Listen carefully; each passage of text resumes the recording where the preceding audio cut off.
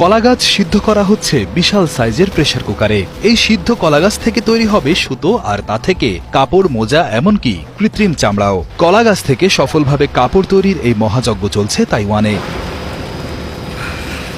Taiwan এখন উন্নত semiconductor উৎপাদনে বিশ্বের শীর্ষস্থানীয় হলেও একসময় এখানকার মানুষের কাছে কলা ছিল গর্বের প্রতীক।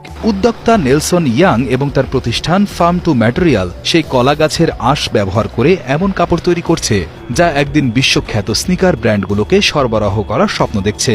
2018 সালে ইউরোপের স্নিকার ব্র্যান্ডগুলো ইয়াংকে জানায় তারা এমন উপাদান খুঁজছে যা একই জমি থেকে খাবার এবং কাপড় উভয় তৈরি করতে পারে। এই ধারণাকে বাস্তবে রূপ দিতেই ফার্ম টু ম্যাটেরিয়ালের প্রতিষ্ঠাতা এবং সিইও নেলসন ইয়াং কাজ শুরু করেন। আমরা উপকরণ সংগ্রহ করার পর সেগুলোকে আমাদের কারখানায় নিয়ে আসি, যেখানে সেগুলোকে চূর্ণ বিচীর্ণ এবং চাপ দেয়া হয়। এরপরে জীবাণুমুক্ত করা হয়। এরপর সেগুলো সিনথেটিক চামড়ার কারখানায় পাঠানো হয়। জাপানি ঔপনিবেশিক শাসনের সময় অর্থাৎ 1895 থেকে 1945 সালে তাইওয়ান ফল, বিশেষত আনারস ও কলার জন্য বিখ্যাত ছিল।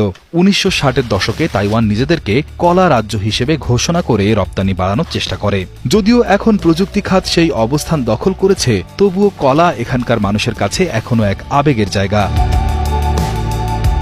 ইয়াংয়ের কোম্পানি কলাগাছের মাঝের অংশ, যা সাধারণত ফসল তোলার পর ফেলে দেওয়া হয়, তা থেকে আঁশ সংগ্রহ করে। এই আঁশগুলো পিষে এবং শুকিয়ে কাপড় তৈরি করার জন্য উপযুক্ত করা হয়। এই আঁশ থেকে তৈরি সুতো তুলা বা কটনের সাথে মিশিয়ে মোজা বানানো যায়। এমনকি এই আঁশ থেকে ভেগান লেদারও তৈরি করা সম্ভব। তাইওয়ানের টেক্সটাইল ফেডারেশনের উদ্ভাবনী ও টেকসই নকশা বিভাগের পরিচালক শার্লট চিয়াংয়ের দাবি, কলাগাছের তন্তু ভবিষ্যতে নতুন দিগন্ত উন্মোচন করতে পারে।